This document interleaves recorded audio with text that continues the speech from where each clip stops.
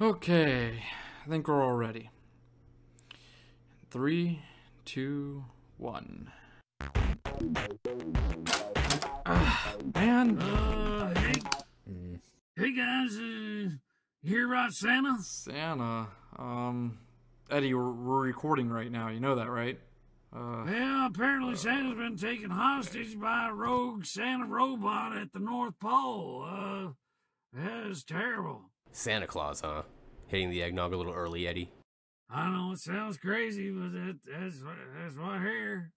His name is Santatron. Santa what? It's true. Santa's really in trouble. Jesus, what the hell is that? Ugh, kill it! I'm an elf, you jerks. Listen, we don't have a lot of time. We have to go to the North Pole and save Santa. Listen to yourself. You're nuts. Santa's not real. Elves aren't real. Well, then again, Eddie's zombies are real. Yeah. I don't believe you. I'm telling the truth. Eddie should know. He's seen the future. Yeah. Well, here's the story. There's more kids than ever in the world, and Santa needed help to deliver all the presents, so he built himself a Santa bot, right? Well, somehow, that Santa bot, named Santatron, went rogue. Hey, if this is real and we save Santa, we can probably get some awesome presents out of this. Christmas. Let's do So are it. you guys gonna help? This better be worth it, Elf. There's a sleigh outside. I'll take you to the North Pole. Let's go! Hey, can I come? Wait, what about the show? Just put on one of the ones we've recorded and never released. Well, No one will I notice. don't know if I want to come now. Yeah, I'll just wait here. Hope I still get the new hoodoo drum. I've been waiting for a new hoodoo drum.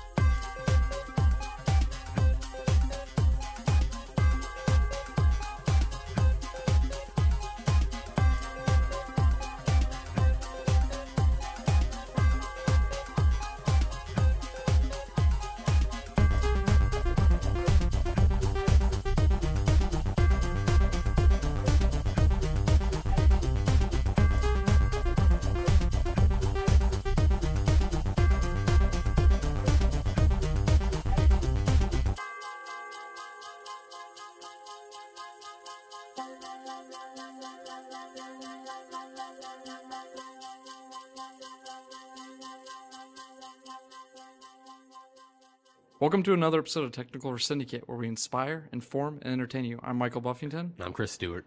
And this is episode 22, Holiday Special. Yeah. Yeah. And if you're actually listening to this, the world did not end, and all the people thinking it was going to end were wrong. you didn't know better. If it did end, though, you're missing a hell of a show. So what you been up to, man? Too much. Just kind of been messing around on the Wii U and working. That's pretty much all I've had time for. Yeah. I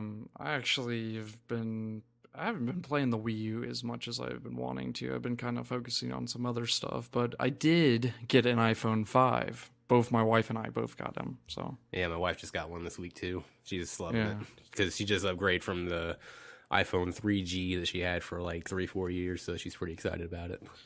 I've never had an iPhone, and anybody that's listened to the show before actually knows that. They know I've only owned an iPad, or I own every other Apple product except an iPhone. But that's changed. I felt a little dirty. I didn't really want it, and I'm actually really enjoying it.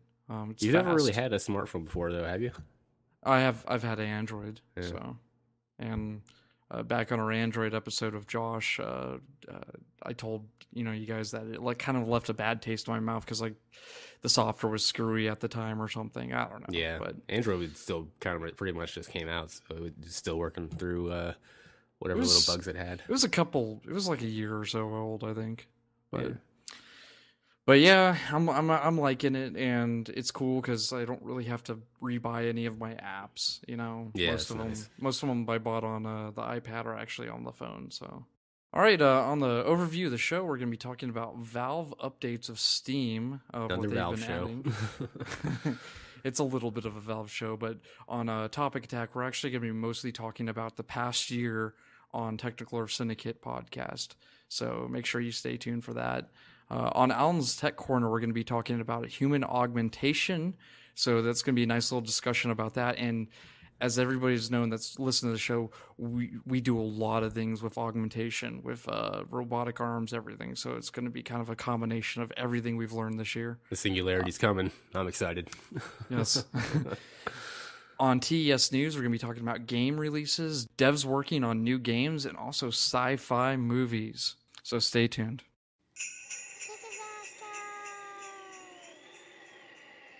Well, I guess we're here. That little left us.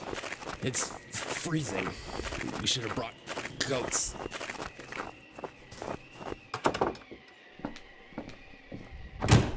Well, this must be the workshop. Wow, there's toys everywhere. Intruders! How dare you enter my domain? Where's Santa? Tell us or we won't smash you to pieces and sell you for scrap. Mike and Chris, looks like you've made the naughty list. Look out! Today on Topic Attack, we're talking about Valve again. Oh, I'm sorry, people. No, Valve's actually doing some cool stuff with Steam recently. Actually, the past couple weeks, they've been kind of rolling out little ideas what they're doing. They just added in a thing called the market into Steam. Have you played around with it, Chris? I have not. Basically, isn't it just you can sell whatever little items you have for like Team Fortress and what have you? Right. Now, you're familiar with the real life auction house on Diablo 3, right? Right. People use it and they've had issues and everything like that.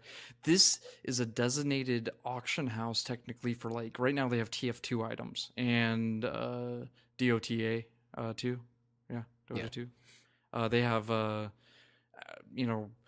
hats and keys and stuff that you can get in the game by just playing the game or people have bought, and you can actually sell that back for a profit. And Steam's rolling out with this because they want to kind of give back to the community. And it's pretty cool. I don't have any items to sell, so I honestly don't have any experience with selling items at all. I actually have a couple of items that I got from somewhere, probably with some of the Steam sales. I don't even remember where they came from, but I'm wondering if I can even sell them because I think I equipped them on a couple of characters. But see, I have a bunch of items too, but they're not letting me sell it. It's only like certain items that are letting you sell. Yeah. So they're not like, see that hat over there, you can sell it. No, you actually, it has to be a special item. Yeah. So, another thing they introduced into it was the game onto Game Hub, which is new with the new Steam UI for what's it called, Big Picture. Yeah. They added all these new fresh things at the end of summertime. But they added guides, like walkthrough guides into it. It's in beta right now. Both of these things are in beta, but they're letting users actually create user guides, and people can click it on the Game Hub and actually view a guide that someone created, either video or written guide, like a fax, like, what's that fax site? GameFAQs. GameFAQs, there we go. Yeah. I'm actually pretty excited about this because back in the day, I used to write little guides for GameFAQs, and I had a few uploaded. I think I had one for Resident Evil 1, and I had one for Final Fantasy 7 that I had uploaded, and Yeah, cool I actually remember you showing me those a long time ago. Yeah.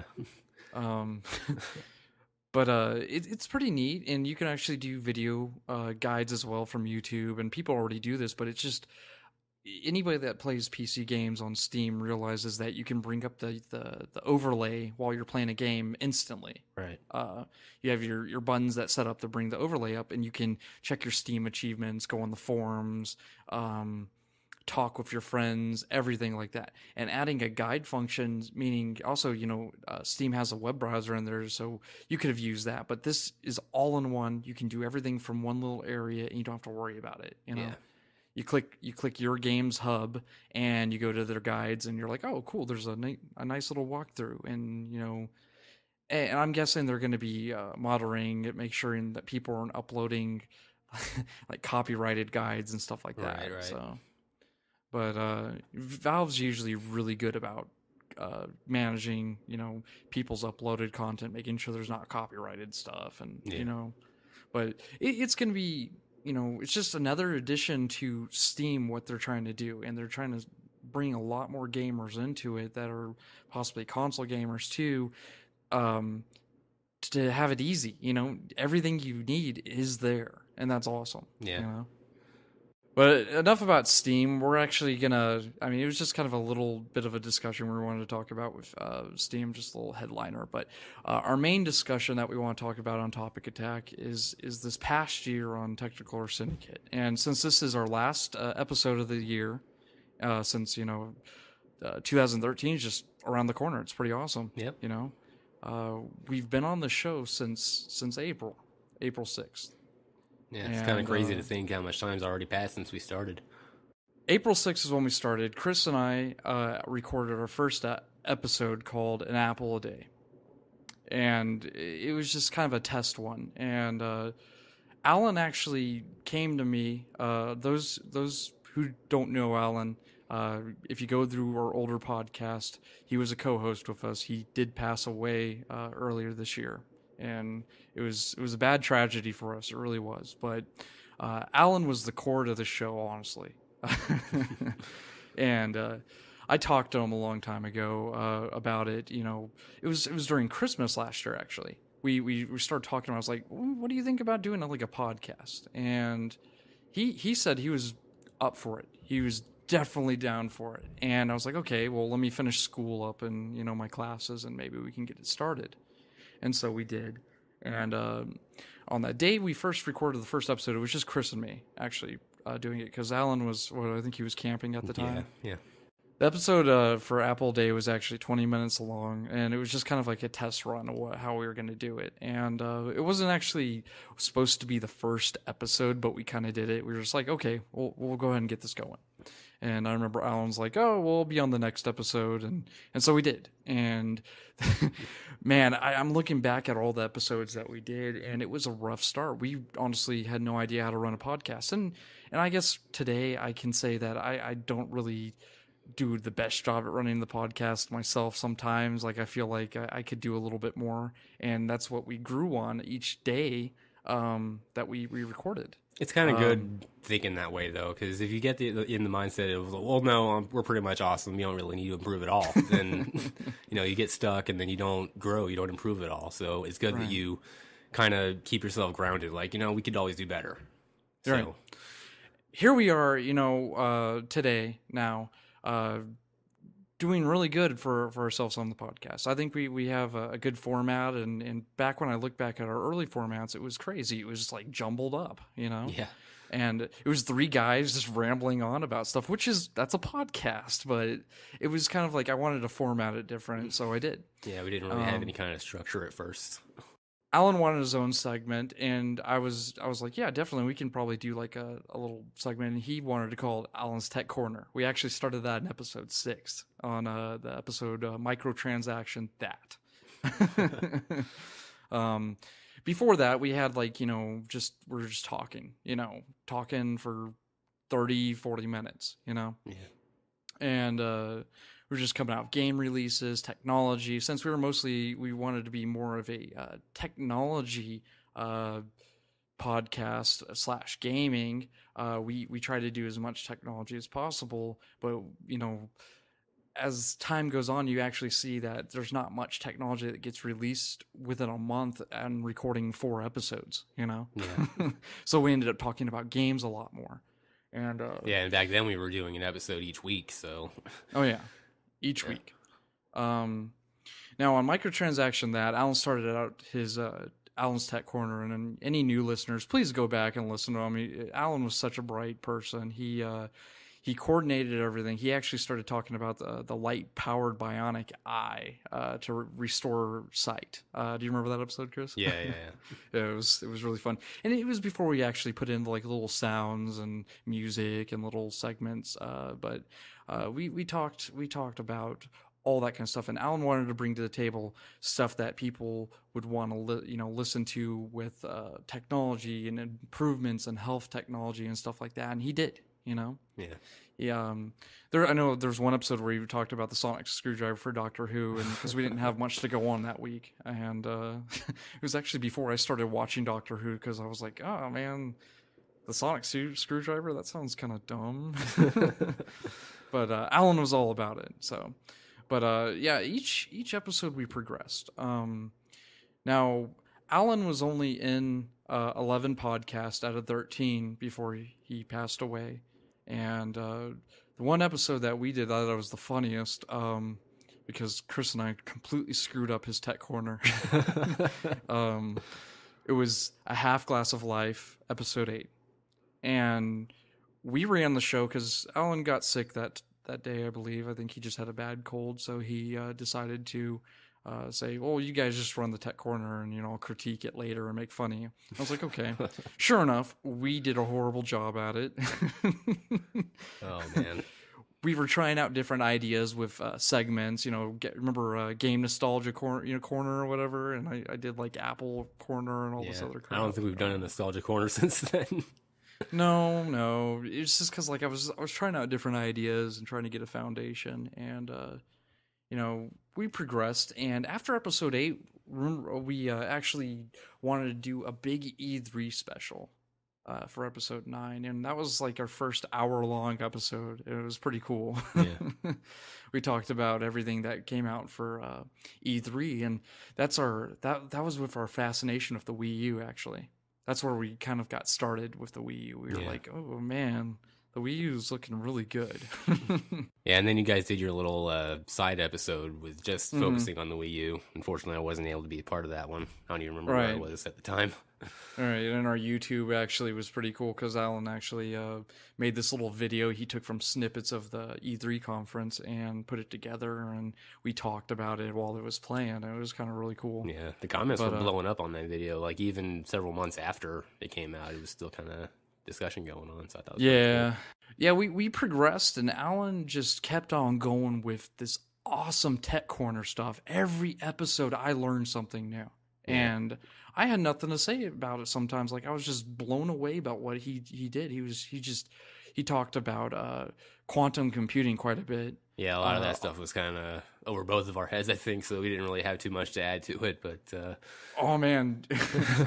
The quiz was the best part. Oh, man, that was my favorite one, I think, is that quiz.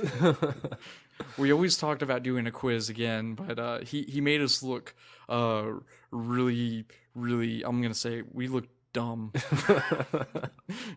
He thought we were going to get some of the questions, and we didn't get anything. We failed so hardcore at the quiz, and he was just like, you guys, holy crap. I got the first name of one of the guys that was talking about, like, completely off of dumb luck. Just a random guess. And he was like, actually, that's right. Now, how'd you get that? Yeah, that was actually on episode 7, SpaceX, Element SpaceX. Yeah. And we actually did, a tribute to Adventure Games and Alan's Tech Corner and everything like that, but it was pretty funny. And we had most episodes back then were actually just developing really well. And like I was saying before, that the show has developed so much since the beginning that it's blown me away. I mean, here it is December, and we started this last April, and look where we are, But my favorite episode was actually when Alan was talking about Portrait of Our... it was called episode 11, Portrait of Our Tech Forefather. Yeah. And he talked about Alan Turing. And Alan Turing was actually Alan's biggest inspiration for computer science. And Alan Turing was awesome. He made us read a research paper. I remember that. So we had to read a research paper and report back to him. My God, it's like homework. It was pretty funny, but unfortunately, things kind of drew to the end on episode 12 and 13. We did a little more segments about rocket fuel and some other stuff. We talked about more Steam and Valve because that seemed like we talked about Apple, Steam, and gaming on other consoles nonstop. Yeah. And also Alan's Tech Corner, we always went into augmentation, human augmentation, a lot of space stuff, actually. It was just awesome, Yeah. episode 13, unfortunately, was our last episode with Alan. To me, it wasn't a bad episode because we did cover a lot of information, and it was one of Alan's last episodes, and it just kind of like going back to it is just like, dang, you know. Yeah. Unfortunately, Cloud Future, which was episode 13, was Alan's last episode. He passed away on July 14th. Tragic news of a heart attack, actually. So it was a bad time for us. It really was. Yeah, we actually weren't even sure we were going to continue after that, but you know. We came back at the end of August, and just in time for making sure there was an episode coming out every month. And basically what I did was I went through my head. I was like, Alan would probably wanted us to continue on, and so we started out and we did episode 14, and that was a rough episode. It really was. Yeah. It was beyond rough for me, you know. But we've continued on, and it's the end of the year. So, you know, you listeners that have been with us since the beginning, you know, I really appreciate everyone that's stuck by, you know. Yeah. This year's been rough. It's been fun. It's been a learning experience, but we won't let it get the best of us. And we will be back for next year, you know. Assuming the world doesn't end on Friday. It won't end. But honestly, I've learned so much from the show, especially from Alan. So yeah. And we'll continue to learn. I expect us to continue keeping Alan's Tech Corner how it is, talking about, you know, the future of technology, the medical science of technology, and everything like that. You know, so we'll keep on going. Yep. And next up on Alan's Tech Corner, we got one of our favorite topics is you know, human augmentations. So stay tuned. Damn, he's shooting flaming coal at us. What are we gonna do?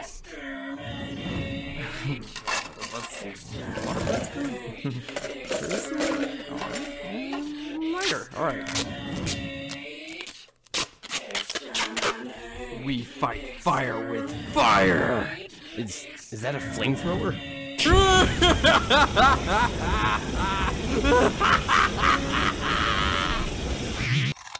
On today's Alan's Tech Corner, we actually are going to be discussing human augmentation, and we've always had a very sweet spot in our, you know, conversations about this because, you know, it's awesome. Human augmentation. We've covered a lot, whether it was robotic limbs, what else? You know, just all kinds of stuff, bionic eyes, Augmented reality, that kind of thing. Augmented reality, we just talked about that on the last episode of the windshields. Yeah. And new up on that, actually that follows augmented reality. It actually, there's a new article I read. It was on, what was it? RT.com. It was on RT.com. And they were talking about high-tech contact lenses that show text and maps. Now, it's supposed to be a small contact lens that actually shows text messages and like little updates. I'm assuming maybe they could do like GPS or something like that, like we were talking about last week with the augmented reality with the windshields. And basically what this is going to be doing is you're going to stick it in your eye. It's a contact lens, and you can see this. It's going back to, they actually mentioned Terminator, you know, the actual, you know, Terminator. We're seeing little messages in his eyes and everything like that, scanning and stuff like that. What if we could do that? What if that was a part of our body, you know? Yeah. I know we're always saying don't text while driving, but this could make it to where it won't kill people. I think what they were kind of mentioning is like text would pop up in the corner of your eye or something. Right. I think it's done to the point where it's not going to mess with your vision, where it's going to be like blam right in front of you. You know? But they actually said they were going to be rolling out with this technology in the next few years. It uses previous models used LCDs displays, and earlier versions were based off of LEDs, and it was just crazy on the amount of what they did. And if they apply this correctly, we could actually have augmented reality in our contact lenses and actually not have to worry about, a windshield that does it or whatever, Yeah. As cool as this is, though, I think I would still rather go with the the Google glasses that they're coming out with, because something about just putting something in my eye, because I've never needed glasses or contact lenses, so I just can't. Like, I can't even use eye drops. I have to have somebody do it for me, so I don't think I'd be able to use the contact lenses at all. See, I used to do contact lenses a bunch, and I just wear glasses now because it's a lot easier, but Yeah. I used to put in contact lenses nonstop, and if they could correct my vision, but also give me an alternate reality of, like, data on That'd my be eye, fantastic. that's unreal, and you don't have, like, a piece of, glasses bogging you down, or, glasses can break pretty easy. What about these contacts? I wonder how durable they are, but, Yeah. it'd be awesome, But what if I think I had a conversation with Alan before, was what if we had contact lenses that police officers use that actually did criminal profiles and everything, and brought up the information, Kind of like on RoboCop. Oh yeah. The future, man.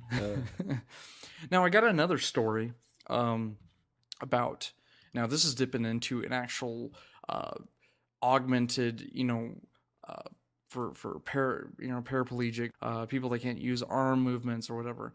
This woman, Jan Sharaman, sorry if I butchered your name, wanted to, she actually, what is it called? Yeah, so this lady was afflicted with spinocerebellar degeneration back in '96, and so she can't use her arms and legs. So, Right, and this this robotic arm is actually connected to her brain waves, and she's able to actually use it to move and actually hold objects such as a chocolate bar. And they showed a video at the very bottom of the screen of her using the arm, controlling it with her mind to eat a chocolate bar. And this is someone that hasn't used her limbs in over 9 years. Yeah. And it was amazing video. It really was. And seeing that, it was just amazing. And now this, this chip, this being able to do this, with an implant is amazing. I can't believe it. And we've talked about implants on the show before, and what we kind of think of it, what would happen. Now there's a lot of concerns that, and they actually bring this up in Deus Ex: Human Revolution, where the body was actually rejecting implantations, of augmentations and stuff like that, and they've had issues with this before, but this is actually a working one. She's basically put her body as a guinea pig because she wants to be able to control limbs of her head, her mind. She wants to be able to do that, and it's working. And she's going to be testing the device over the next 2 months just to, make sure it's not going to malfunction. She's able to do a bunch of things, but it was pretty funny. She said the first thing she wanted to do was feed herself. So she fed herself chocolate. Yeah, and the response on the arm is like amazing. It's almost human-like how quick it is. It's really cool. It's insane. And this kind of dives into, human augmentation is going to be, more and more we're going to see this. I remember seeing something I posted on our Facebook a while ago. It was the guy that used that bionic arm, and he was using it with muscle movements, but it was so precise that it was just amazing. He was like, he was an Australian guy who was actually holding a beer with it and taking a drink, and he let go of the beer and he put it down and grabbed his next object. And I forgot what the company that was making that, but that's another one that we're doing. But this lady is, she's paralyzed, and she's able to use an arm with her brain. That's amazing. And if we can actually apply this to medical science all over, I'm sure a lot of people would actually be very thankful for it, Yeah. And this could come into play with paralyzed people will have full motor skills, everything. A gamer that, got in a bad car crash or something can play a video game now, you never know. Yeah. It's just amazing. It kind of dips into, a lot of people are worried about we're putting too much technology in our body, but I think this benefits health, more than anything, and people that have issues. Now, there's people that are actually wanting to augment like their bodies, kind of like with the contact lenses that actually let you use a HUD in your eyes. I mean, that's borderline just technology, but it's close enough to, well, maybe someone might get to the point where like I want to replace my whole eye, which we've talked about that being a medical preference as well with the bionic eye. Remember, the lady that could just see light, was able to see light actually from that. Now, what's going to stop people in the future later on when they decide, well, I just want to start augmenting my body? Bottom line, if you guys are very interested in augmentation with the bodies, or you suffer from anything like, let's say you lost your arm or something like that, you might want to look into some of these high-tech companies that are actually coming out with these robotic arms and everything like that. Yeah, the technology is only getting better. It really is, and I can't wait to see what happens next year. I can't wait to see the next 5 years, honestly, Yeah. What if someone's able to connect a complete robotic arm to their arm that lost it and have full functionality as a normal arm, and they're able to put like, a skin over it or something, Yeah, well, they actually already have some hands that you can get like a latex skin that matches your skin tone. That's right. So. That was actually on that arm for that guy, that Australian guy I was just talking about. Yeah. I believe so. I got to find that video. I'll post it on YouTube again. I'll post it on Facebook again or something if you guys are interested. So go on there and maybe we'll find it or whatever. Next up, TES News. Well, that didn't work at all. Now everything's on fire. Seemed like a good idea at the time. Hey, is that one of those magnet ball bearing cubes? I've been wanting one of these forever. Magnets? How far can you throw? Not very far, but I'm decent with a slingshot. Hey, you robot bastard. Hope you made a memory backup.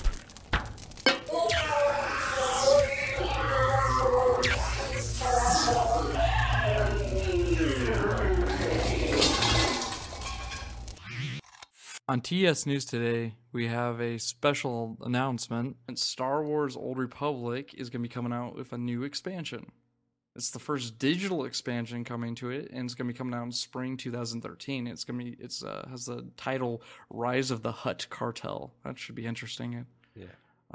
It's going to be actually, I think, half priced for subscribers, so $9, and then it says $20 for people that just are playing the free to play version. Yeah. So. I want to play as a Hutt. Ooh, that would be fun. A Hutt bounty hunter. Yeah. That's not ridiculous at all. Hutt Jedi. That'd be the best. How is he jumping around like that? I mean, he's a Jedi. He can do whatever the hell he wants to. I mean, if Yoda was able to do that, I guess a Hutt could. Yeah, Yoda's like 900,000 years old. He can. I'm sure a Hutt would be able to do it just fine. There you go. Well, Capcom's just announced that they're bringing Mega Man 1 through 6 to the 3DS eShop. And the first Mega Man is going to be coming out on December 27th, followed by Mega Man 2 on February 7th. And then the rest of them will just be coming out in regular intervals throughout the year. Ooh, yeah. I have a 3DS, so I don't know if I'll pick them up. I want to see them come to Wii U, actually. Yeah, I'm sure they'll kind of bring them on there as well eventually. Hopefully. That's cool. Other Capcom news, Resident Evil 6 has a release date, and you're like, what? For PC. March 22nd will be Resident Evil 6 PC exclusive release, I guess. It's supposed to be coming out with new textures, much better than the 360 and PS3, of course. And it's also going to be integrated with Steam, with Steamworks. So that should be awesome. Yeah, they just recently announced that Devil May Cry is coming out with only Steamworks and not games for Windows. So hopefully that's an indicator of what's going on with this as well. Because I'm not a fan of games for Windows at all. And Capcom is notorious for games for Windows on their games. Like all their Street Fighter games on Steam have games for Windows. So it's a good step for Capcom, honestly. I know they'll make a lot of money from Resident Evil 6 since it's co-op. So Chris and I will be playing the crap out of that. Yeah, and this is coming out with all the updates that have come out recently for the console versions. It's going to have the Ada campaign and the No Hope difficulty. And I think it's just before the new multiplayer modes come out as well. Either that or it's going to be included with it, which I hope they do. So I don't think that they are, because I'm pretty sure you have to pay for the multiplayer modes. So I think it's coming out like the day before those come out. So I'll pick them up anyway. A lot of people are probably like, "What, Resident Evil 6? That game sucks. Why are you even excited about that?" And to you people, I say you're entitled to your opinion. Yep. Well, the director of the Dark Souls series, Hidetaka Miyazaki, is working on a new game. No idea what it's going to be yet. There's no information, but, that's coming. Now, someone else took over his project for Dark Souls 2, right? Yeah, Dark Souls 2. There's a new guy working on that. Miyazaki's still on there, but he's just kind of like an advisor, I suppose. But he's not going to have any, direct, influence on it. Which is kind of worrying some people, because I think the new guy's saying that he wants to make it more accessible, which it's not really a bad thing, because if you play the Dark Souls, there's not really a whole lot of direction. Like, you don't really... You're kind of just... You're there, you're wandering around, and you kind of just got to figure it out for yourself. Yeah, I remember wandering into areas I wasn't supposed to be, so... Yeah, and that's... People will argue that that's part of the fun of the game, but, it's kind of a niche crowd that they really like it that way. Most people, they want to play it. They kind of want to know what's going on. So, yeah. A Blacklight Retribution dev is making a new game with the Unreal Engine 4. And if you haven't seen the Unreal Engine 4 in action, because there's some videos actually out there that show it off, the physics in it and the graphics are freaking amazing. It's pretty. It's seriously next gen everything. And then, basically he's in this new company called Zombie Studios, and they're announcing a psychological thriller. So maybe something crazy, I don't know, but it's only going to be on PC, and it's going to be coming out the second quarter of 2013 apparently. Good news for sci-fi fans, which I'm actually really excited about this one, since I'm a fan of the first two movies actually. The movie Riddick is coming out. That's what it's called. It's a sequel to The Chronicles of Riddick. So that's kind of weird, I guess.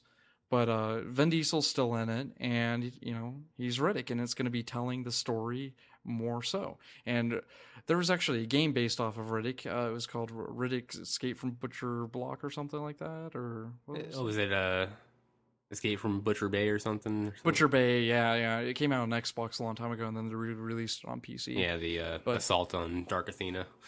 Yeah. Now, the first movie was called Pitch Black. So the Chronicles of Riddick was actually a pretty good movie. It wasn't the best. It wasn't better than Pitch Black in my opinion. But let's hope this new Riddick movie actually takes the franchise even further. Yeah, I'll go ahead and say, and I'm sure I'm not really alone here, Vin Diesel is not the best actor in the world. He's actually kind of one of the worst ones to me in the last decade or so. But I really do enjoy the Riddick movies. Like, I think he fits. He's the a good really Riddick. Well. he's a good Riddick. Yeah, they're kind of a guilty pleasure for me, those movies. So I'm pretty excited about it. Yeah. Another PlayStation Plus update. Got some more free games coming. Well, have already come out. Anomaly Warzone Earth. It's kind of like a reverse tower defense game. It just come out for free, and they just recently added BioShock 2 and Super Street Fighter 4 Arcade Edition and Rochard. So, Rochard. Yeah, some more free games. And also on January 8th, PS Plus members are going to be able to play the God of War Ascension multiplayer beta. So you'll have to let me know how that is. Yeah, you let your subscription expire, so but I'm the only one doing it. I'm still mixed about God of War of multiplayer, honestly. Yeah. I think I just want to play the new God of War game. I love those games. Up next is weekend plans and the end of the show, so stay tuned. Well, that was crazy. I can't believe we made it through that. Oh. I can't thank you enough for rescuing me. You've saved Christmas. I think you boys deserve your presents a little early this year. Ho. Wow. Thanks, Santa. See you next year. Ho.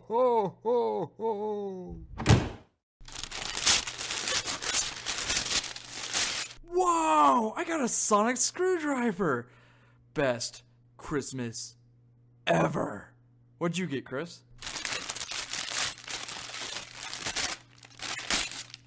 What the... Cole? Come back here, you fat son of a... How am I supposed to get back home? Oh well, I got a sonic screwdriver. Haha, yeah. Alright, well, you know, to everyone that's listening to this, our weekend plans are probably to spend a lot of time with our family. Yeah. It's you know, it's Christmas, it's the holidays, and you know, it's basically we're gonna be enjoying it with our families for the most part. You have any New Year's resolutions for 2013? Well, I got through most of this year without smoking, so I think I'm good to go with that. I think it's to beat more games, maybe games I haven't beat on my Steam list. I got over 500 games on Steam, so Yeah, I'm kind of in the same boat. Like that's my resolution, is that I'm not buying any more games until I beat the ones that I haven't beaten yet. And I think as of now I'm up to like 76 something games that I've not beaten. So except for Resident Evil 6, because I got to get Resident Evil 6 so we can do our TES plays videos. But besides that, no more games until I beat them all. And fortunately, they're like shorter games, so most of them I have a games. problem though. The Wii U is gonna make me buy new games when they come out, like Pikmin 3 and all that other stuff. Willpower, man. Willpower. There's no willpower with the Wii U. It's too awesome.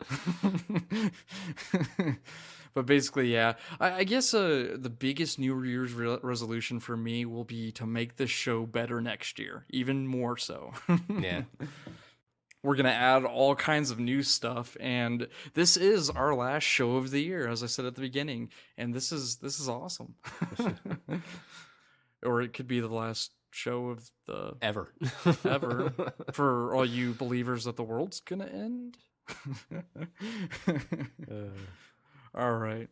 Well, I'd actually like to do a shout out for a podcast called First World Podcast. It's about two guys and a guest, and they talk about gaming, and it is awesome. I've been actually listening to a few episodes, and they're a really cool group of guys. I actually met Heath on Miiverse, which is actually really weird to say on the Wii U. And he was like, "Oh, you're a podcaster," and so he let me know about his podcast. So yeah, First World Podcast. Please listen to that podcast. It is damn good. So you can follow me on Twitter. Mine's mbufftes. And as always, I'm at CStewTES. You can also like us on Facebook, subscribe to our iTunes and YouTube groups, and also join our Steam group and game with us. Thanks everyone for listening. We'll see you next time. And yeah, happy holidays from all of us at Emerald Coast Productions Limited. Yeah, that's us. All right. Come on, little Elvis. Come